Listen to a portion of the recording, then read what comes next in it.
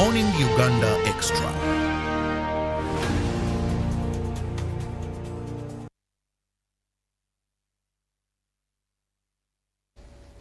Good morning and thank you for keeping it with us on UBC TV. In case you have just joined, this is Good Morning Uganda Extra, an extension of Good Morning Uganda. I am Robert Chirabonyonyetono and we are here every weekday, Monday to Friday, so make it a date with us to ensure that you join us right from 6:30 till 10 when we are doing what is very important for you, information. There is nothing as powerful as information, because through information you get knowledge, and information empowers you not only to fit in any decision making, but also for you to keep updated with what is happening. There is no problem as you being ignorant of what is happening around you. Now this morning I'm going to be discussing something very important. Why? Because we are going to be looking at sustainable waste management as a business. Now, we all grapple with waste. Garbage, waste. Some of our cities, some of our places, even where we stay, waste is a burden. Some of our brothers wait for time to rain, brothers and sisters, then they'll see the running water and dump all sorts of waste. Others will tell you it's so expensive to pay the various companies that were tendered to run this waste. But with me, I have two gentlemen who believe, who feel and speak that waste can be a source of income. The good thing, these are professional urban planners, much as they are very passionate and knowledgeable when it comes to waste. And I know one day I'll have them as urban planners to explain to us why our cities, why some look as if they are not planned or there is nobody called an urban planner. But that will be a meal for another day. Today, join me, enjoy our meal, which is waste management or sustainable waste management as a business. Now on set, I have Tumusime Kenneth Ahimbisibwe, who is the regional team leader and management consultant, Power West Consult Limited, that works both in Uganda and Rwanda. You're most welcome. Thank you very much, Mr. Kilabu. I'm eager and excited to know how we can make money. You know, now we are talking money out of waste. And just next to me is a very interesting gentleman, and I believe by the end of the show, when it comes to waste, he sees gold in waste. And I hope you will be able to transform that to you. That is David Kisambazi, who happens to be Senior Urban Officer, Ministry of Lands, Housing and Urban Development. Now, this is the person I've been looking for. But that will be a cup of tea for another day. You're most welcome to us. Thank you, moderator. I'm very excited to be here, and good morning, viewers.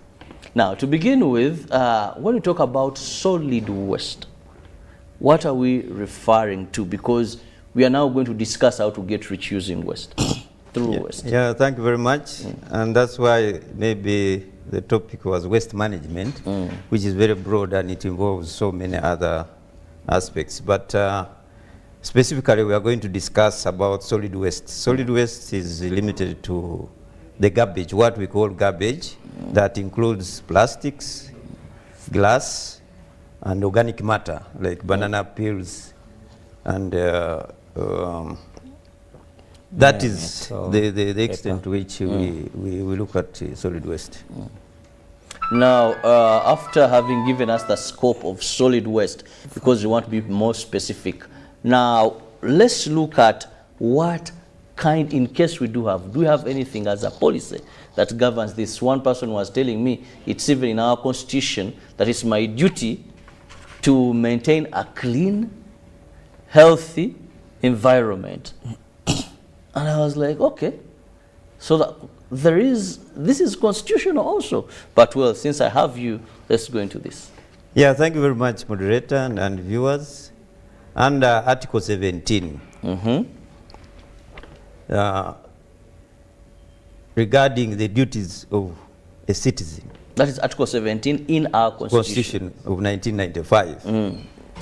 We as citizens, we have a duty to create, keep, maintain, and protect a clean and healthy environment.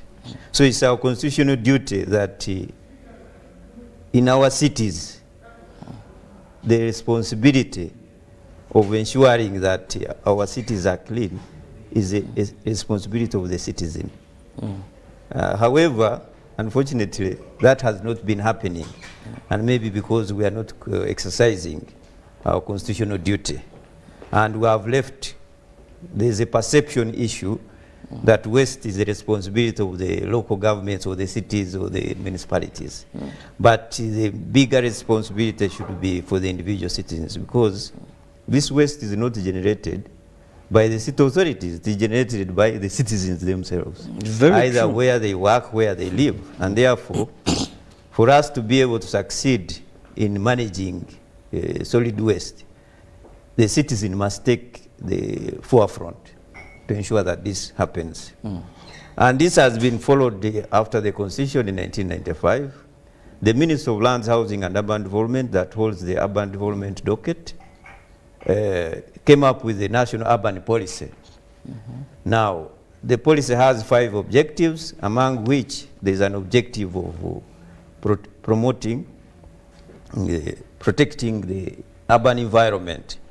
And one of the key strategy is to shift the responsibility of solid waste to the generator or the producer of this waste. And indeed, in 2010, the ministry came up with the solid waste management guidelines that are promoting separation of waste. Why separate the waste? It's because waste is a resource.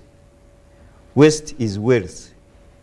And in this situation of Uganda, where the youth are looking for jobs, we are throwing away billions of money. For example, the recycling industry globally is worth $420 billion, but only tackling 1% of the plastics. And indeed, many of you could have seen of recent, there are no more bottles. Why? Because people have realized it is a very, very big resource. Yeah. Well, now this takes me to Kenneth. Kenneth, you're from the private sector. Yes, sir. And you believe that there's potential into solid waste management. But then one would ask, why then do we have our cities with this so much potential? Why do we then have our cities littered with solid waste and people are not so much into this? Thank you, Robert, for this question. It's a very important question. But there are so many reasons, but I will tackle the main ones. One is a lack of awareness or sensitization on what can come out of garbage. You see, garbage can only be a resource when we separate it. As my colleague has already said, there's solid waste management guidelines for Uganda 2010. On page 59, it is indicated where different color codes, color-coded bins, proposed waste management color-coded bins that would promote waste separation. I want to thank government at this point for giving guidance. Guidelines, a lot of money was invested. I was personally part of the team in 2010 when they were looking at that document. And government has done that, has given this information to the public as a guide. But now the onus is on us, the public, to ensure that we separate the garbage. We can only add value on garbage when we separate at source of waste generation. The colors are 6. Green is for organic waste. And in Uganda, we believe that we are an agriculture-based country. We cannot talk about organic waste talk about agriculture, when we are not promoting waste separation to have that which is a problem, organic waste, and that is green. It takes a big part. To decongest. Yes. Then we have yellow for plastic waste. There are about 13 different categories of plastic waste. I happen to be a member of Uganda Manufacturers Association, and in the sector of plastics, as a plastics expert, I'll tell you that there's still a lot of plastic in the environment. What is being removed from the environment is just a small portion. I think about between 30 to 40%. I don't believe that we are even 50% of what is being removed from the environment. Plastic is light and it's hard to get. So we have a challenge where people go throwing plastics on the way, on the highways and the like. It becomes difficult for the private sector to get it. So if it is thrown in a place where it can easily be put, gazette an area for that, then it would solve a problem. And what hurts when we talk about plastics is, as in the plastic sector, the recycling sector, the issue is that the recycling industry of plastics doesn't even operate up to 50%. Even I can say the machinery, we are supposed to work 24/7 like other industries. But the material that is received is not enough because there is no system that has been created to have it clearly returned. That is yellow now. Kavera or polythene is also in that category. We have blue, which is meant for glass waste. We have black, which is meant for metal waste. We have white, which is meant for paper waste. Now, all these kinds of waste I'm talking about are a resource. I'll give you an example. Banana peelings alone, a sack, goes up to 20,000 shillings. Well, just for my viewers, quite... those are some of the cans that you're talking about and the different colors. And we'll be running like a short clip regarding that, so that as Kenneth is discussing more, my viewer can get to understand. Let's first take a look at this short clip.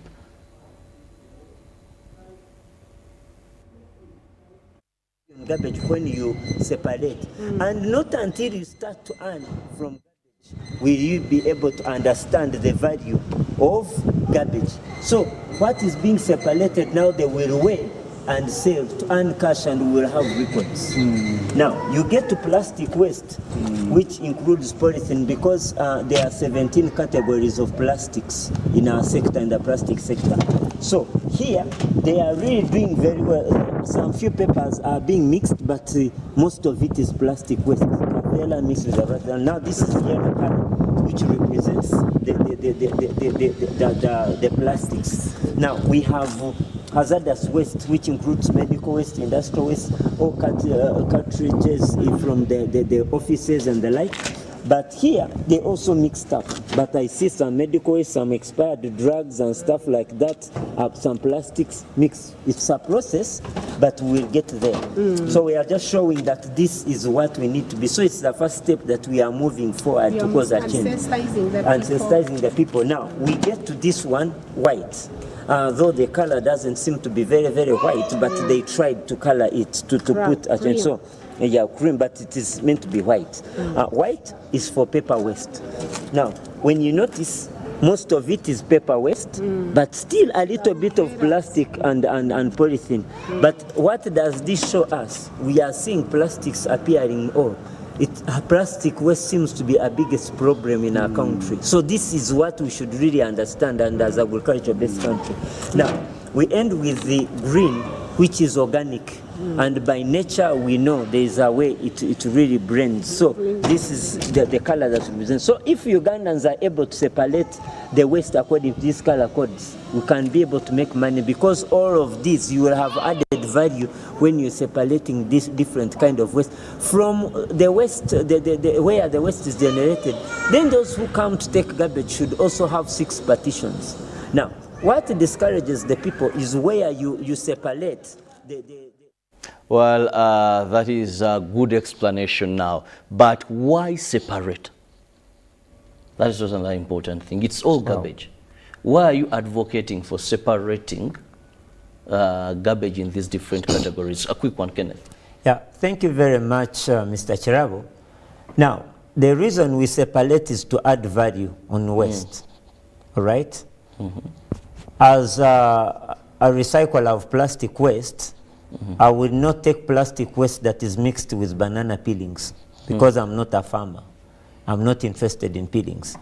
A farmer will not take peelings for his cow when it is mixed with plastics, especially plastic bags, the polythene, because that would kill his cattle. So means it loses value, everyone who is interested. Now, those who are particularly looking for paper waste, first of all, it will become weight. You're losing value out of that. So we are separating so that we add value on the waste to be able to sell it out to the different entities. Yeah, that's the main reason why we separate the waste. Okay, looking at separating the waste, now I go back to another technical person. Now, we are looking at the private sector here in terms of ensuring that we make money through solid waste. One, what is the possibility of actually this seeing the light of day at a larger scale? Because we know there's some recycling that is happening, more so now with the plastic bottles. But we've not, I mean, we've not done it to that level.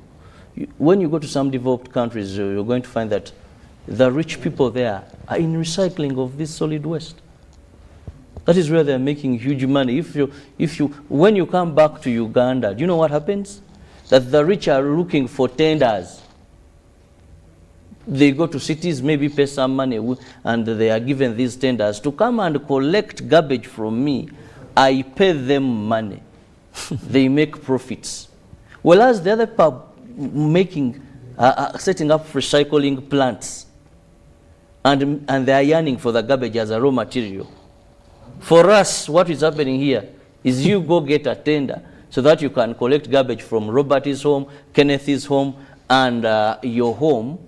And of course, the cost will be higher, and you're making profit. So now, yet the other people we are targeting, they have a quicker way of making money. How are we going to attract them to the other bigger issue? Yeah, thank you very much, moderator.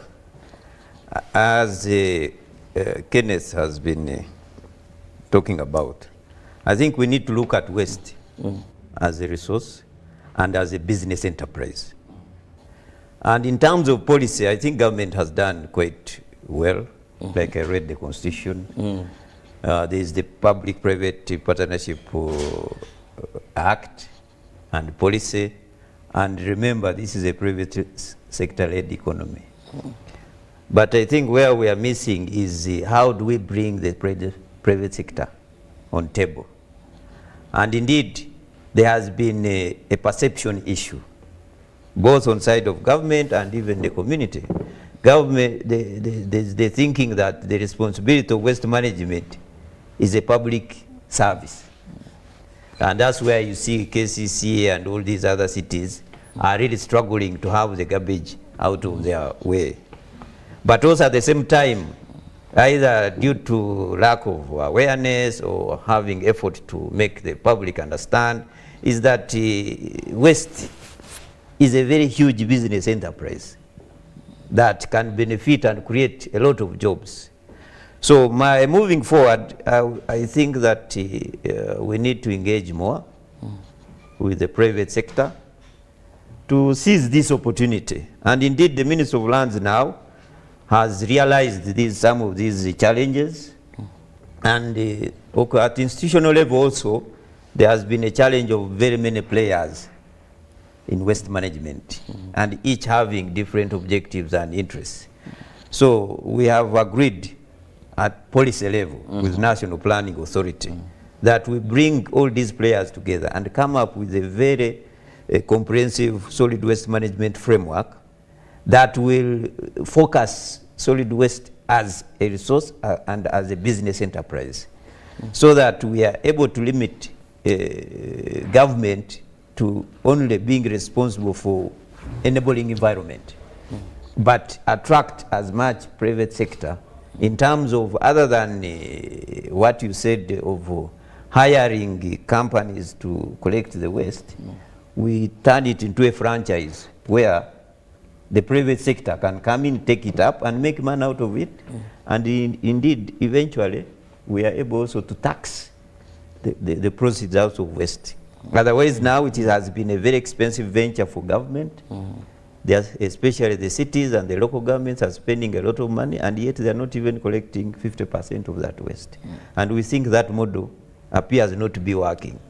So we are looking at that, and we are in advanced stages of coming up with a regulatory impact assessment of waste management, and we believe we are going to come up with a very clear private sector-led policy to deal with the solid waste, and it will create the jobs that we are yearning for by these young people. David, I love the fact that you're visionary, and I love the fact that you see things as possible. But when we look at what is happening in our country today, is solid waste is an inconvenience. That is the fact. And people are not seeing solid waste as an opportunity for them to make money. This is something they want to do away with there and then. No one wants to be around solid waste. You have banana peelings, you have paper, you have what? No one would like to. But now, how do we change this mindset? How visible, how practical it is? Because one of the things that you'll also concur with me, I hope, is Ugandans are paying to have waste removed from them. And in some places, it's really expensive for the earnings of those people. A truck moves through, I don't want to mention these names, then you have these companies, then you have to get, they pick, then you pay, and sometimes very, very expensive. Now, how are we going to change what has been normal to something that we are looking at as profitable? Because if I retain this waste, I must have where I'm going to dispose it of. And we are not going to see people buying it from me. So where do you strike that balance that takes us to what you are looking at, the business perspective of this? Kenneth, how do we get there? Thank you very much, Mr. Cherabo, for that interesting question. It's quite a lot of work. I've been in this sector of waste management industry for the last 23 years. This year is my 23rd year consulting in the section of waste management. One thing we need to notice now, I want to speak as an urban planner. There's increase in population. Garbage increases with the increase in population. Yet, government resources do not tally with the increase in population, where there's a need for public-private partnership. The issue is we can never appreciate as a public until we start to make cash out of that waste that I'm talking about. Poverty is biting, but there is pride in the youth that we don't want to associate with garbage because we have a degree, we have a master's, a PhD. No, you can even be a professor and you're making money out of garbage. It doesn't kill. I'll give you just a small example to make it relevant. Kavera, you need like the ones that are polythene for bread. We call it LDPE. A full sack of 100 kilograms will weigh about 10 kilograms. Here, the recyclers will give you about 10,000 shillings, each kilo going for 1,000. So a sack would make 10,000 shillings. So if you had 10 sacks full, that is 100,000. You are currently, you may even avoid the URA for the informal sector because the way they do their business, they can't be tracked. 100,000 per day is a lot of money that even an officer cannot have it, the one with ties like you and me. Take an example of jerry cans. When you, with the energy that youth have, cut into small pieces. you will have a full sack will give you between 35 to 37 kilograms, multiply by 1,700 per kilo. So each sack, you should be able to get over 50,000 per sack. If you have 10 sacks, you'll get about 500,000. Now, you will receive cash if you have that waste delivered at the recycling factory. Mineral water empties that are many. I want to disagree with him when he says that they are not there. There are actually a lot of it. I'm calling upon the public to go out in the environment. That's why we even ban it. It hurts my feelings. When people go banning what is a resource, there are even houses constructed with these bottles and water tanks. We've seen them. Most of the water tanks are in Imbali. Start with North Road Primary School and many others. Even in Kayunga recently, in Wetiaba. It is very hurting that people don't want to earn. Now, a kilo of prices, so it rises and falls for PET. These mineral water empties and soda empties. On average, you will get about 500 shillings. If you over squeeze them, you will get up to 12 kilograms. If you just compress, you get about 7.5 kilograms, but multiply by 500. At least you have about 6,000 per sack. I'm sure one can even get 10 sacks if you're hardworking on a minimum. That is 60,000. Really, if you have it delivered at the recycling industry, I'm speaking for the plastic sector where I belong, it's quite a lot. And the rest, I told you, that banana peelings, a sack is 20,000. For a serious farmer, if you have them, even in Usafi market and the rest. So these are a resource. But the same people are crying of poverty when there is too much resource to be tapped in. The question is, why do garbage collectors charge money from the West Gen? I buy my matoke 30,000. I'm the one who has put in money. I peel, I eat my food, then I give you my peelings for free. A sack, you're going to earn 20,000. Then you want me to pay you 50,000 for picking it. It is unfair. One should even thank me for delivering that material for free, because it's me who bought what is generating the waste you're taking for free to go and sell. So I think there is a need for private sector to be innovative enough. Provide the facilities even to the client who is giving you material for free. So that we cease to pay. So me, I'm against that aspect of paying when I'm giving you the material that you can earn from. So that's what I can to say. There is a problem. Not until you practically weigh at least one sack and they pay you, you will keep talking. So somebody needs to try, go to the recycling industry, and then will prove to me that they didn't pay, then we can talk again. They can con him. No. These are credible organizations. They are members of Uganda Manufacturers Association. Okay, yes. You need to understand this. Well, allow me to go for a very short break. When I return, these two interesting gentlemen that look at solid waste as a business are still with me, and we'll still be discussing more.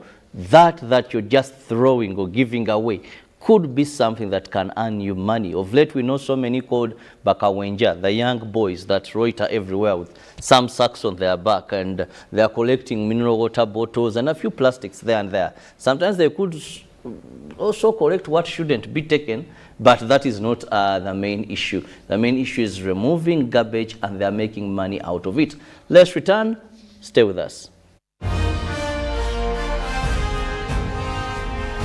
Live from UBC Studios in Kampala. This is Good Morning Uganda Extra.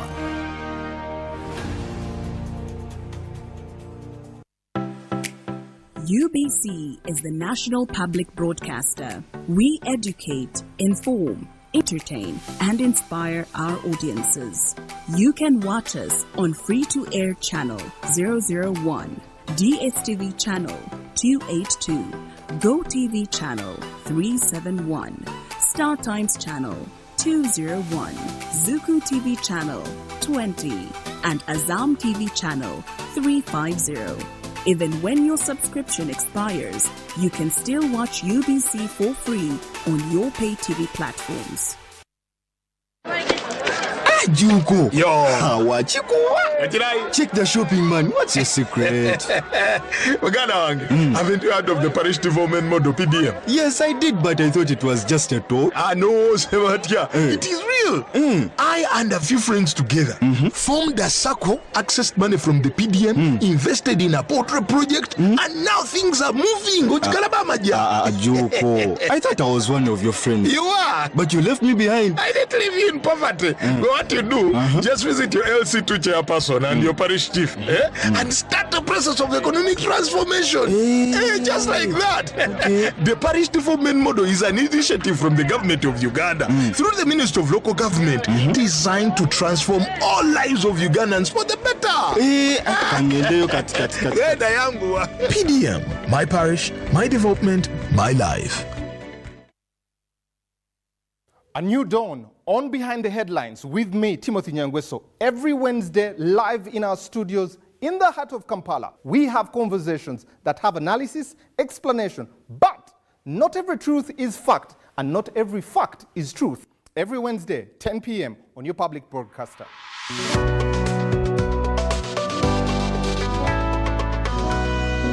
on your public broadcaster, UBC, inspiring Uganda.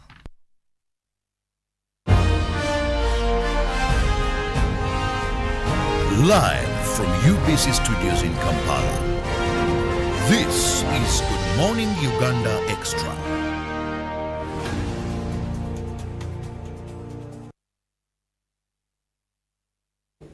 You're still watching Good Morning Uganda Extra on UBC TV. Robert Chirabo Newton, and I have two urban planners and people who are so very passionate when it comes to how best can we handle solid waste to make money. Now, David, when we look at this, we know we can make great potential in terms of earnings.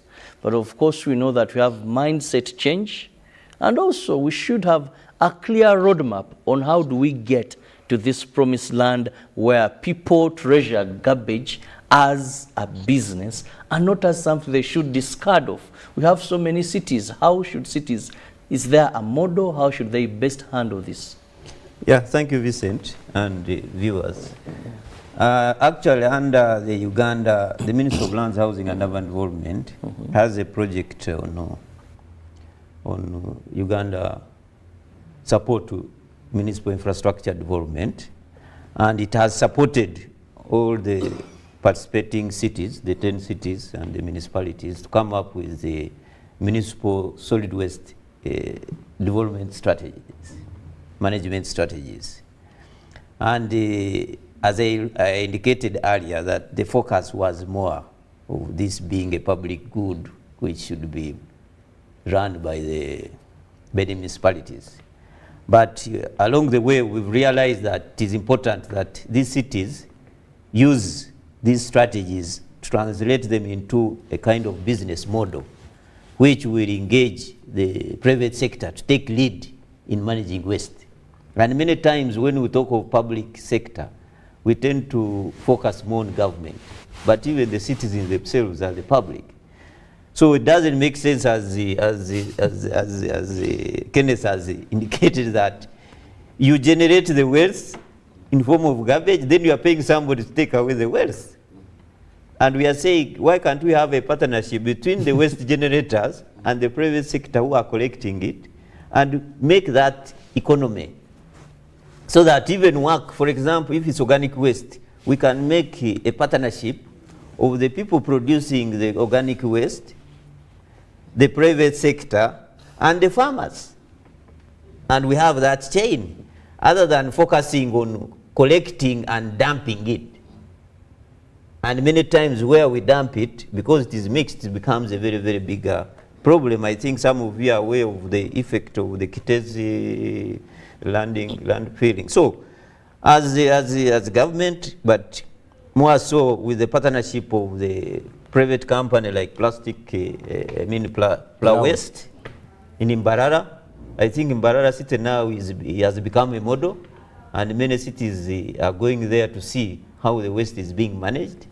And I think that is the way to go. And in the question of the perception of mindset change is also very, very important. And it is also a constitutional obligation of government to create awareness and build the capacity to the citizens to be able to seize this opportunity so that we remove the mind to think waste is a problem. Actually, waste should be a great opportunity for the circular, look at it from a circular economy point of view. You know, for those who come from Barara, especially the Bushenyi area, somebody has to keep a cow. It feeds on the matoke. It produces cow dung. Cow dung manures the matoke.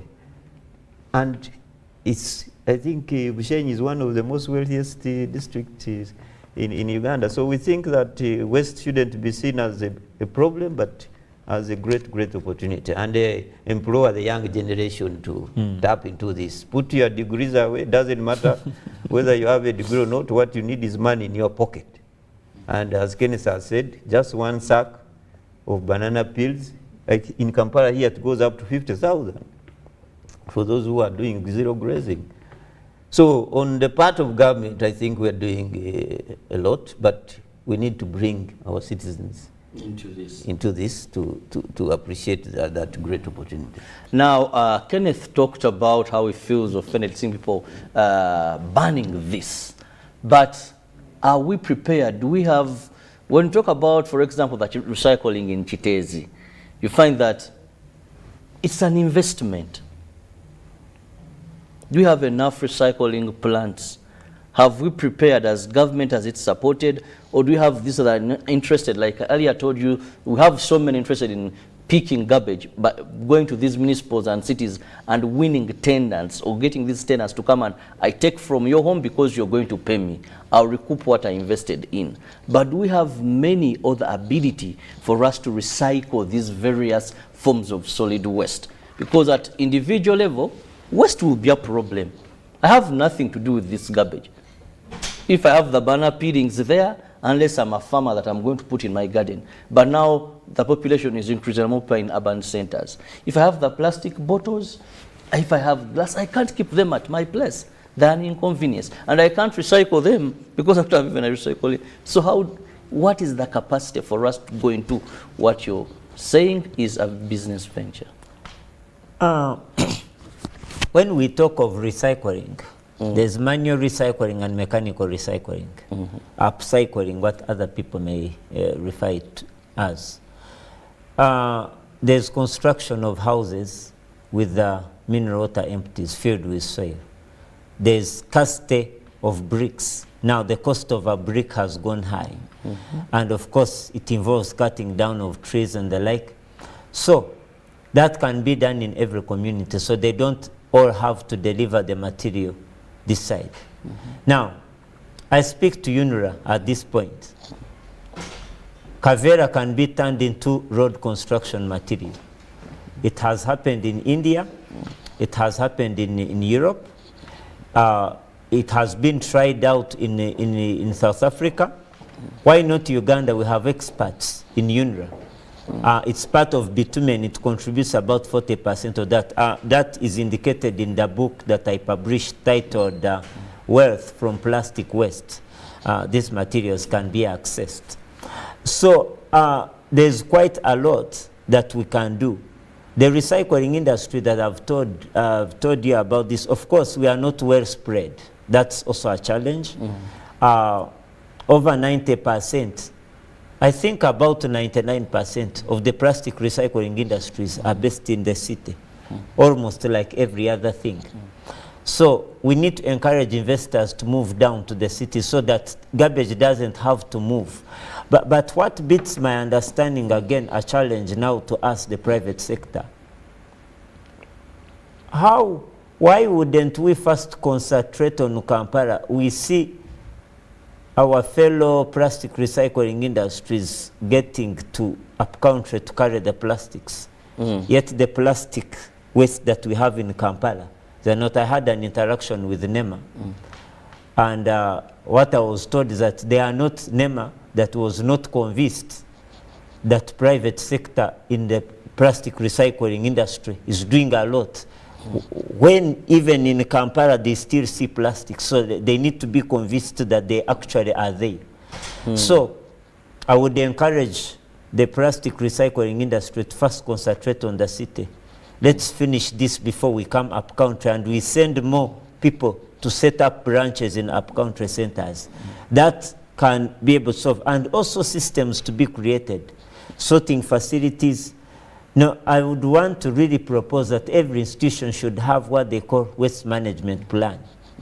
You detail how you generate your waste, how you plan it up to disposal. So each institution should have a waste corner so that we add value at the point where it is generated. We should start from there. So the issues of people feeling they cannot engage in that is because they allow it to be dirty. How come you touch the bottle when you're drinking the water? You even put it on your mouth. But you shine it when it is a garbage. It's because at the point when you finish drinking, you mix it with the dirty stuff.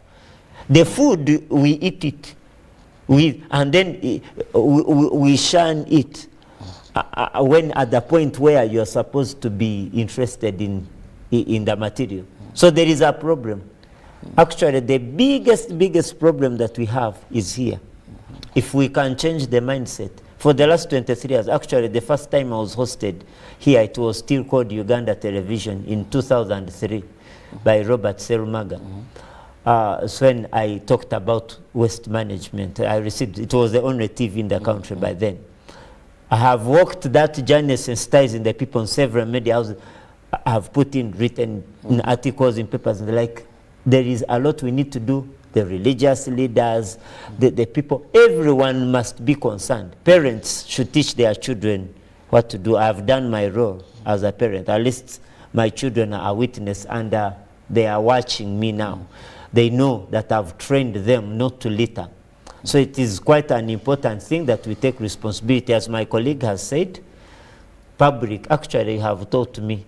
I was one of those that actually had this thinking that public must be government. Yes. Now I have also learned this, that I am part of public. So you talk of PPP, I should also feel proud that I need to participate in this partnership. Yes. So it is quite an exciting thing. It should excite everyone in the public that we are participating in making government perform the duties together with us, that we are the ones. Thank you, Mr. Kasimbazi, for well, time is running. I just want to give David here just 2 or 3 minutes to have your concluding remark.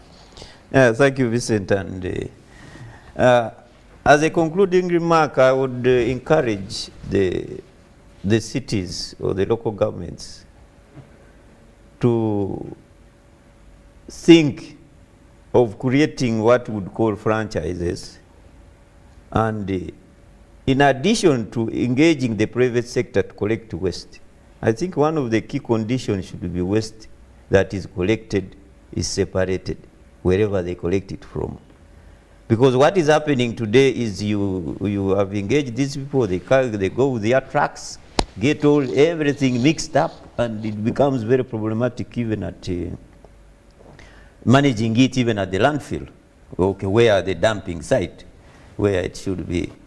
You recall, I think it was 2009, through the World Bank, the CDM project by NEMA, which was encouraging and created plants for producing compost.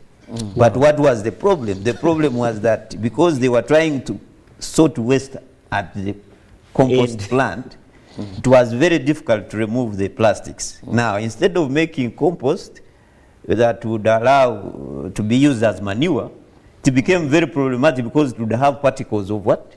Of plastics. And I remember that time I encouraged this to say, why don't we invest more into separating so that we only take organic matter to the landfill other than taking the thing as mixed. So as my colleague has said, that until we get to the point of separating waste from the source, and as citizens, we take full responsibility. Because where solid waste has succeeded is the citizens take full responsibility.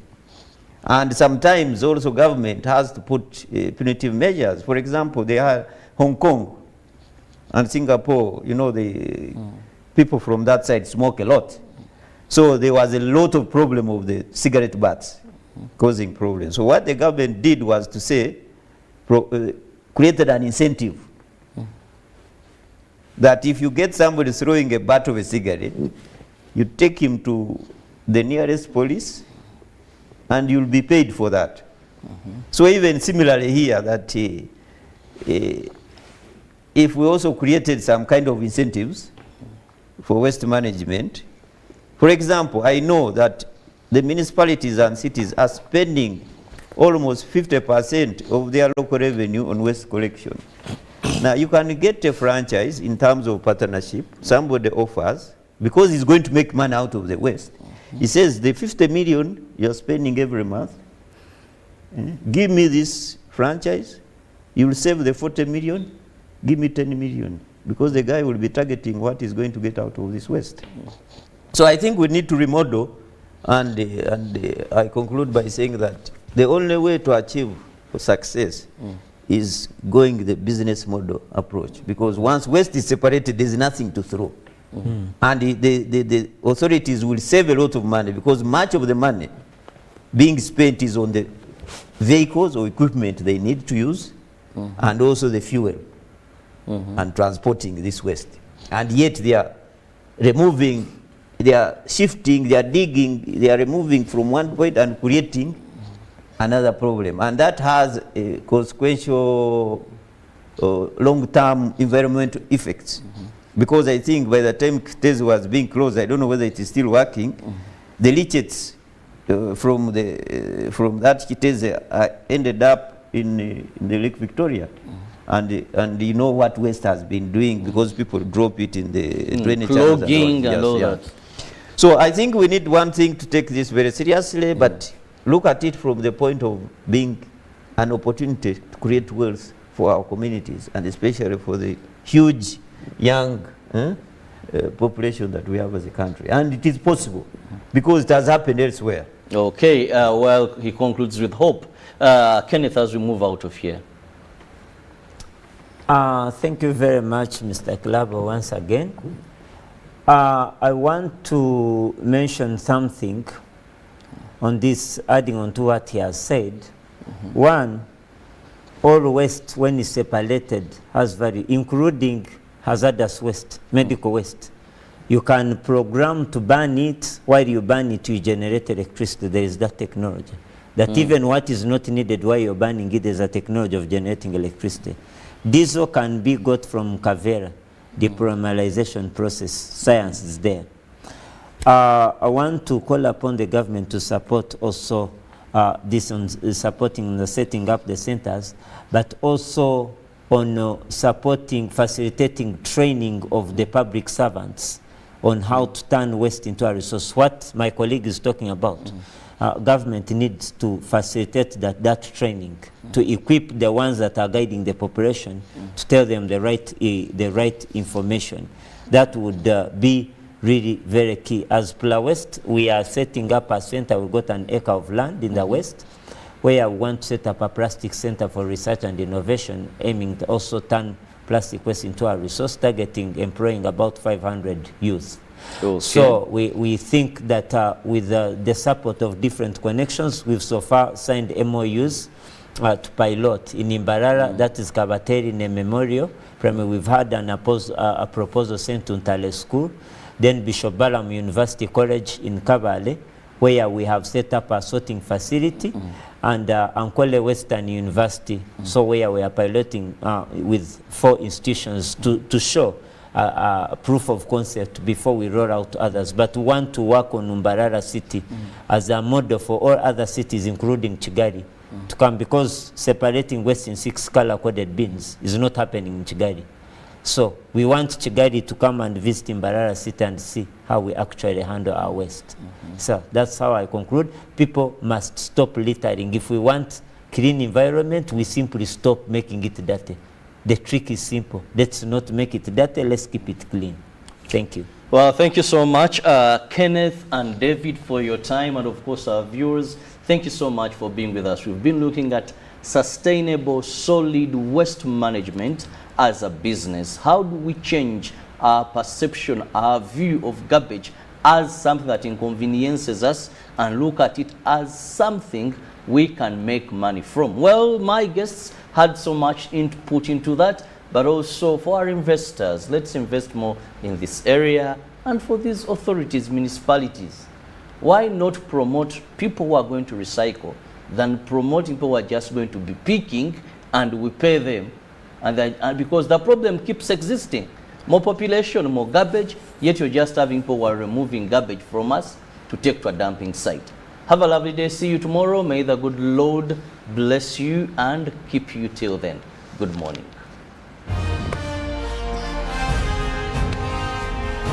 Live from UBC